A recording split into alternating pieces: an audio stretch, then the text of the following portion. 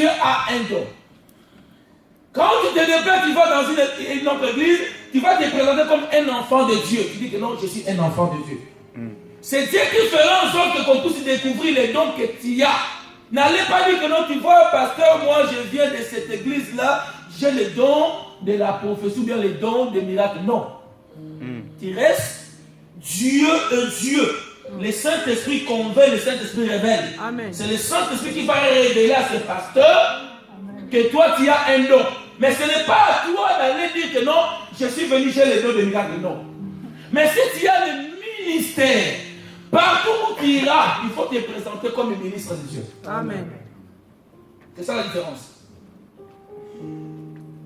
Parce que beaucoup de gens ont des dons de la prophétie, mais ils se sont fait prophètes. Il y a la différence entre les ministères prophétiques et les dons de la prophétie. Celui qui a les dons de la prophétie n'a pas les ministères prophétiques.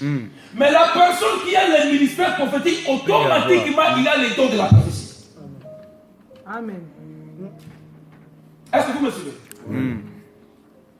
Donc, il y a les dons spirituels dans la Bible. Et nous avons cité 9 dons.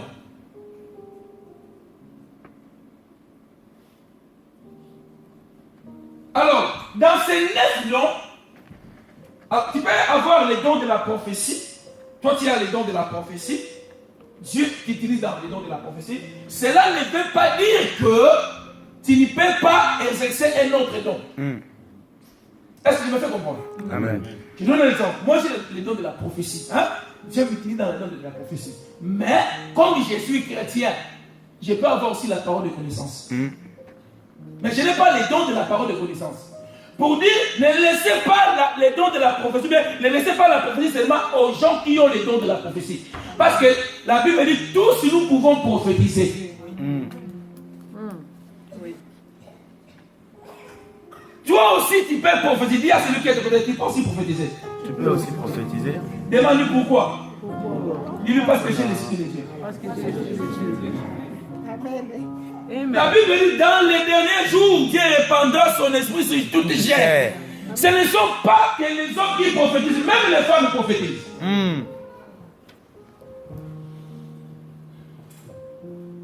Amen. Amen. Amen. La Bible dit, aspirez aux dons les meilleurs. Mais même si tu vas aspirer aux dons, mais c'est Dieu qui donne. Parce que beaucoup de gens disent, moi j'aime les dons de la prophétie, tu aspires. Mais si Dieu ne veut pas, tu n'auras pas ces dons. Pourquoi? Parce que beaucoup de gens cherchent les dons, pour attirer les gens vers eux. Il y a quelqu'un, le Simon le magicien, je pense, qui a dit que non, il a voulu acheter le Saint-Esprit. On n'achète pas le Saint-Esprit. Tu ne peux pas avoir le Saint-Esprit si tu n'as pas encore reçu Jésus-Christ comme Seigneur et Sauveur. Amen. Comme Matokiti, tu resteras comme ça, le Saint-Esprit ne viendra pas. Si tu as besoin que le Seigneur t'utilise, premièrement, il faut recevoir Jésus comme un Seigneur et Sauveur. Mais beaucoup de gens, ils sautent cette étape. Vous savez qu'il y a beaucoup de gens qui ont des dons, mais ce ne sont pas les dons du Saint-Esprit. Pourquoi je dis que ce ne sont pas les dons du Saint-Esprit? Parce qu'il y a beaucoup de gens qui exercent les dons, mais qui n'ont pas Jésus en eux. C'est pourquoi nous avons le Mouza. Tu feras un prophète, tu vas te prophétiser, qui va te dire, bon, maman, comme tu es là, je sens dans mon esprit. Il dit, je sens dans mon esprit que le mari que tu as là, ce n'est pas ton mari. Je sens dans mon esprit, comme tu es stérile, il faut que je te communique la sémence pour que tu puisses avoir les enfants. Mais les femmes aussi aiment comme ça. Je dis la vérité, il verra dans telle église beaucoup de gens. Parce que l'homme aime qu'on puisse lui prédire l'avenir. Mais la prophétie ne s'arrête pas. Je ne sais pas, je n'ai pas encore commencé, mais je suis en train de prendre la prophétie, je ne sais pas pourquoi. Mais la prophétie ne s'arrête pas seulement à prédire. La prophétie peut consoler, exhorter, édifier, avertir. Amen. Voilà. Alors, nous avons les dons de la parole de sagesse qui est différent de la sagesse. Amen. Le don de la parole de sagesse est différent de la sagesse. Parce que nous avons la sagesse des hommes, nous avons aussi la sagesse de Dieu. Mais le don de la parole de sagesse est différent de la sagesse. Deuxièmement, nous avons le don de la parole de connaissance. Le don de la parole de connaissance est différent de la connaissance. Si tu as étudié, tu as fait les universités, ne dis pas que tu as la connaissance ou bien la parole de la connaissance. C'est différent aussi de la connaissance de la parole de Dieu, les dons de la parole de connaissance. Et nous avons le don de la foi qui est différent aussi de la foi qui sauve. Est-ce que vous me suivez? Quand nous acceptons Christ, nous l'acceptons par quoi? Par la foi. Par la foi. Mais le don de la foi est différent de la foi qui sauve, la foi que nous recevons quand nous acceptons Christ. C'est différent.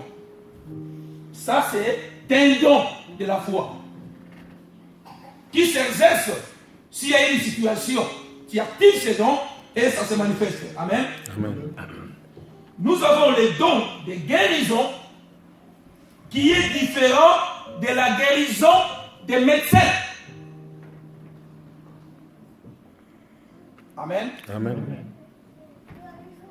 Nous avons le don d'opérer des miracles qui est différent des faux miracles.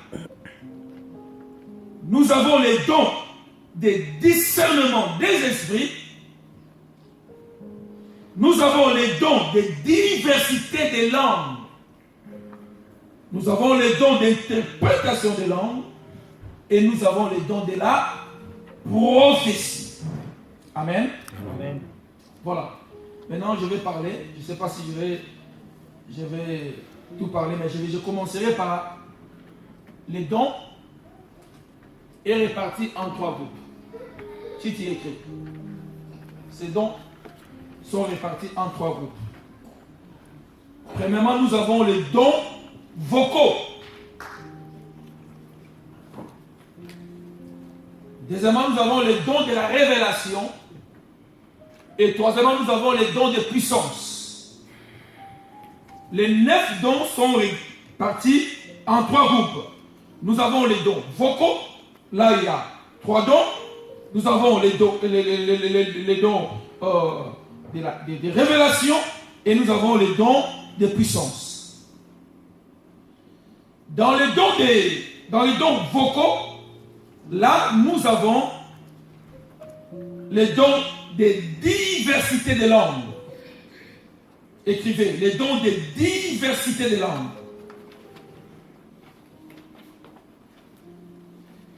Deuxièmement, nous avons les dons d'interprétation des langues.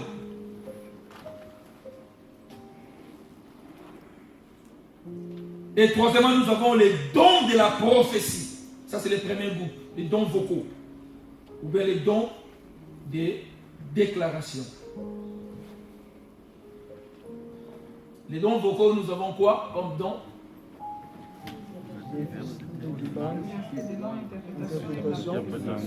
Ce sont des dons vocaux. Amen. Amen. Et deuxièmement, nous avons des dons de révélation. Là, nous avons la parole de connaissance. Nous avons la parole de sagesse. Et nous avons la diversité des esprits.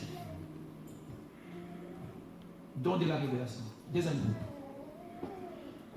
C'est bien les 3 là. Le don de la révélation. Don de la révélation, nous avons parole de connaissance, parole de la sagesse et diversité de langues. C'est très important. Il faut savoir ça. C'est très important dans la vie chrétienne. Je peux continuer? Et nous sommes là. On est là. Amen. Là-bas, on est là, derrière. Il ne faut pas être distrait. Et troisièmement, nous avons les dons de puissance. Les dons de puissance. Et là, nous avons les dons de la foi. Nous avons les dons de guérison. Et nous avons les dons d'opérer des miracles. Donc, 9 dons spirituels, 3 groupes. Premier groupe, les dons vocaux. Deuxième groupe, les dons de la révélation. Troisième groupe, les dons de puissance. Et aujourd'hui, je pense que nous allons parler des dons vocaux. Si vous finissez, alors je vais progresser. Je ne vais pas être un mot dans ma tête. 1 Corinthiens 13. Nous commençons par les dons vocaux. Et première don, nous parlerons des dons de diversité des langues. On ne dit pas don de langue, mais don de diversité des langues. Si on dit diversité des langues, cela veut dire quoi? Plusieurs. Il y a des gens qui parlent français.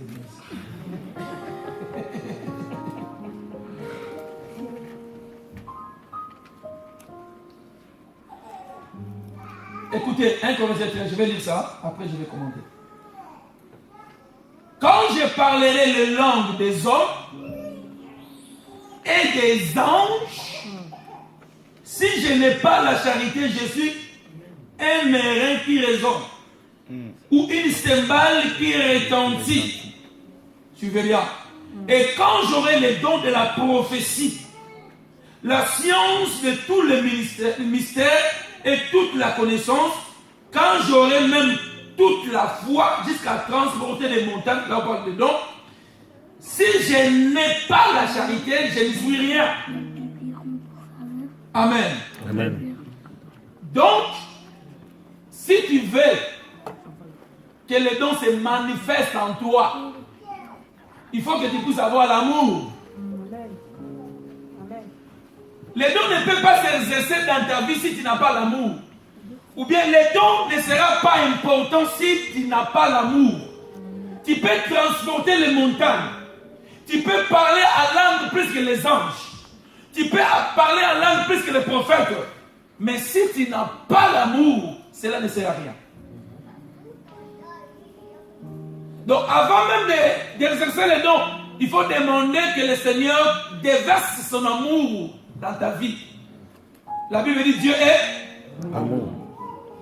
Mais comment toi tu peux exercer les dons que Dieu t'a donnés sans son amour? Alléluia. Amen. Donc, d'abord, il faut que nous puissions avoir l'amour de Dieu dans notre cœur. Suivez. Quand je parlerai les langues des hommes et des anges, donc il y a les langues des hommes et il y a les langues des anges. Quelle est la différence entre les langues des hommes et les langues des anges? Les langues des hommes, ce sont des langues compréhensibles. Ce sont des langues connues. Swahili, Chiluba. La langue tchadienne, on appelle ça comme Yoruba. C'est quoi? Les Sahara. Amen. Donc ce sont des langues connues. Mais les langues des anges, ce sont des langues inconnues. J'ai dit quoi? C'est un langage codé. J'ai dit quoi? C'est un langage codé. Donc, les dons, c'est la diversité des langues. Il y a des langues des hommes et les langues des anges.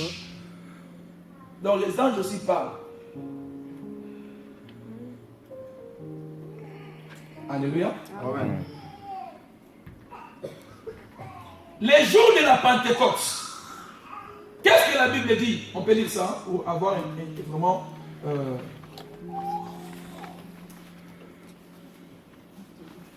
C'est un enseignement, ce n'est pas une prédication.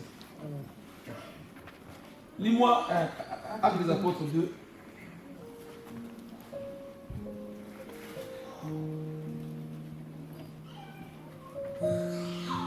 Continuons. Acte 2 à partir du verset. Maintenant, je suis en train de parler les langues des hommes. Mais c'est les parlants en langue. Les parlants en langue, ce n'est pas seulement Wataya, Baba. Non, non, non, non. Tu peux parler aussi en langue. Hein.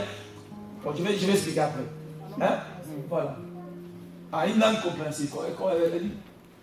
Le jour de la Pentecôte, ils étaient tous ensemble dans le même lieu.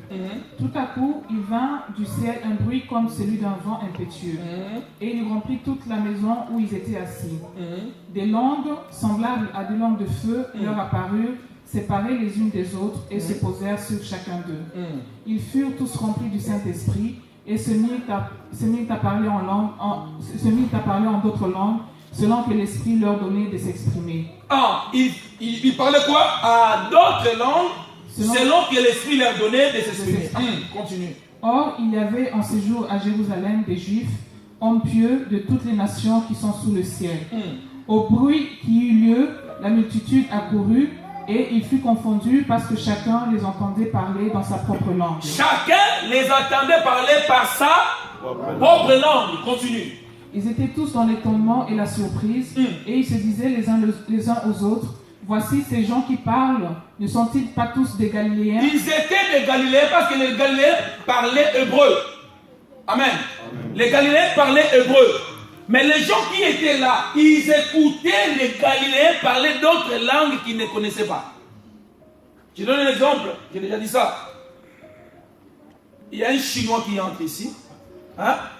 Mais Dieu maintenant veut parler à cette personne. Quand ce Chinois va entrer, le Seigneur me donne une langue. Je commence à parler chinois. Mais normalement, je ne parle pas chinois. Mais par rapport au message, pour que ce chinois soit saisi, le Seigneur me donne cette langue et je parle chinois. Et le monsieur qui entre, quand il va entrer, il m'écoute, il parlait chinois et il m'écoute, il prophétisait par rapport à sa langue. Il va dire, non, ce monsieur ne parle pas chinois. Ce monsieur sera convaincu que ça c'est Dieu. Amen. Continue. Et comment les entendons-nous dans notre propre langue à chacun, dans notre langue maternelle? Parthes, Mèdes, Élamites, ceux qui habitaient la Mésopotamie, la Judée, la Cappadoce, le Pont, l'Asie, la Phrygie, la Pamphylie, l'Égypte, le territoire de la Libye voisine, de Cyrène, et ceux qui sont venus de Rome, juifs et prosélytes. Crétois et Arabes, comment les entendons-nous parler dans nos langues des merveilles de Dieu? Ils étaient tous dans l'étonnement et ne sachant que penser, ils se disaient les uns aux autres, que veut dire ceci? Mais d'autres se moquaient et disaient, ils sont pleins de vin doux. Alors Pierre, se présentant avec les 11, éleva la voix et leur parla en ces termes. Hommes juifs, et vous tous qui séjournez à Jérusalem, sachez ceci, et prêtez l'oreille à mes paroles. Ces gens ne sont pas ivres, comme vous le supposez, car c'est la 3e heure du jour. Mais c'est ici ce qui a été dit par le prophète Joël. Dans les derniers jours, dit Dieu, je répandrai de mon esprit sur toute chair, vos fils et vos filles prophétiseront, et vos jeunes gens auront des visions, et vos vieillards auront des songes. Oui, sur mes serviteurs et sur mes servantes, dans ces jours-là, je répandrai de mon esprit, et ils prophétiseront. Amen. Amen. Amen. Est-ce que vous avez compris ce texte? Les jours de la Pentecôte, les apôtres ne parlaient pas comme vous parlez là. Non. Ils parlaient des langues connues. Amen. Et qu'est-ce que la Bible dit? Que les gens étaient étonnés parce qu'ils étaient tous galiléens, mais ils parlaient arabe. Ils parlaient lingala. Ils parlaient français. Si les Français étaient là.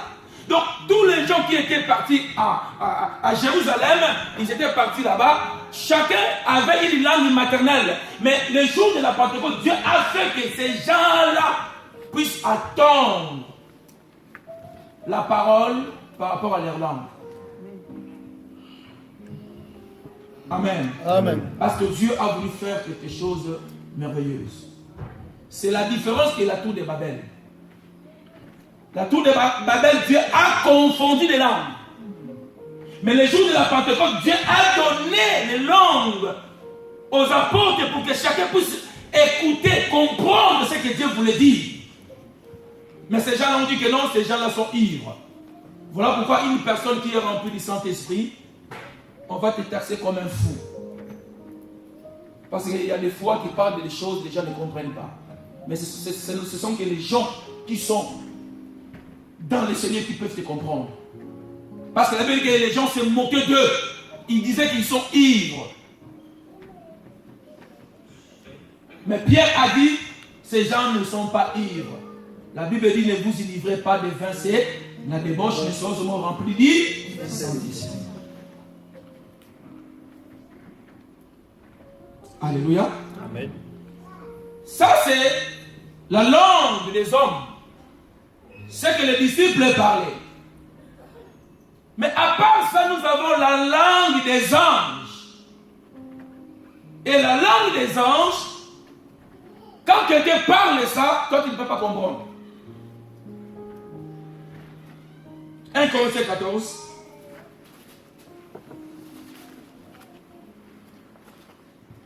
Corinthiens 14.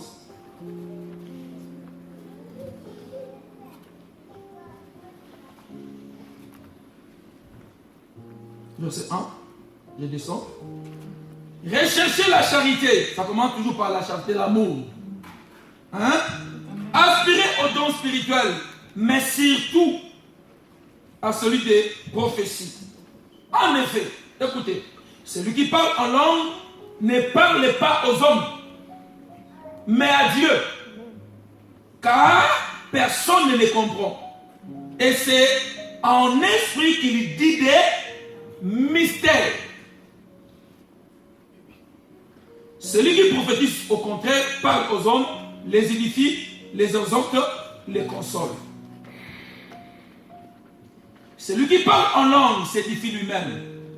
Celui qui prophétise édifie l'Église. Je désire que vous parliez tous en langue. Hein, Paul dit, je désire que vous parliez tous en langue. Qui ne parle pas en langue ici? Hein? Vous savez, les gens qui ne parlent pas en langue ici, nous parlons en langue. Oh, ça te...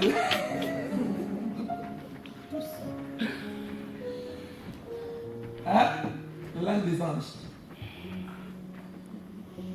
Mais encore plus que vous prophétisiez.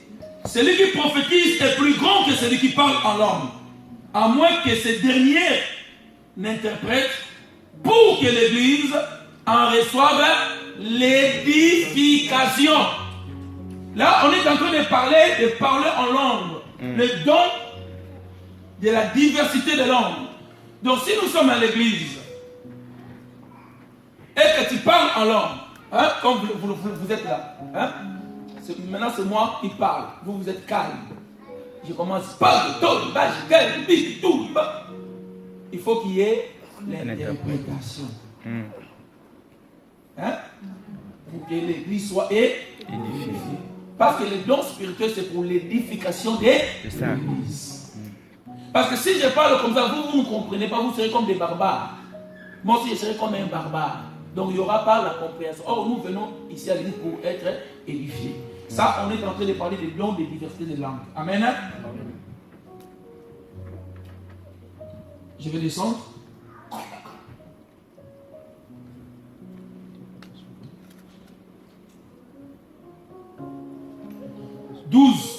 14, 12. De même, vous, puisque vous aspirez aux dons spirituels, que ce soit pour l'édification de l'Église, que vous cherchiez à en posséder abondamment. Si tu as le désir, tu veux aspirer aux dons, que ce ne soit pas pour que tu deviennes orgueilleux, mais que ce soit pour l'édification de l'Église. C'est pourquoi que celui qui parle en langue, c'est pourquoi celui qui parle en langue prie pour avoir les dons de l'interprétation.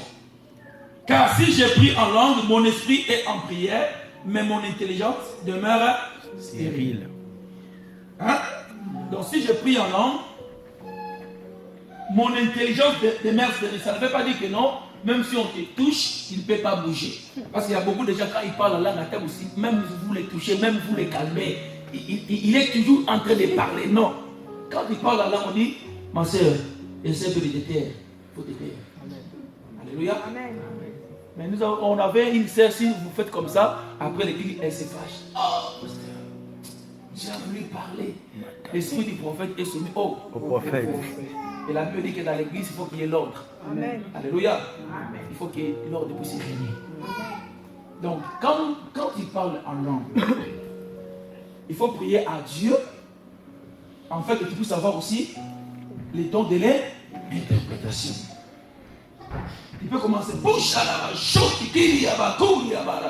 Après, tu commences à interpréter. Dieu a dit comme ça. En plus, l'interprétation ne veut pas dire que si tu parles en langue 10 minutes, l'interprétation va te prendre 10 minutes. Non. Tu peux parler en langue 10 minutes, mais l'interprétation prend 1 seconde. Ce n'est pas l'interprétation comme j'ai un interprète. Moi, je dis, j'ai dit que c'est vous êtes une auteur. Si tu dis, hier, ça dit que non. Quelqu'un peut parler en langue pendant 5 minutes, mais l'interprétation, 1 minute.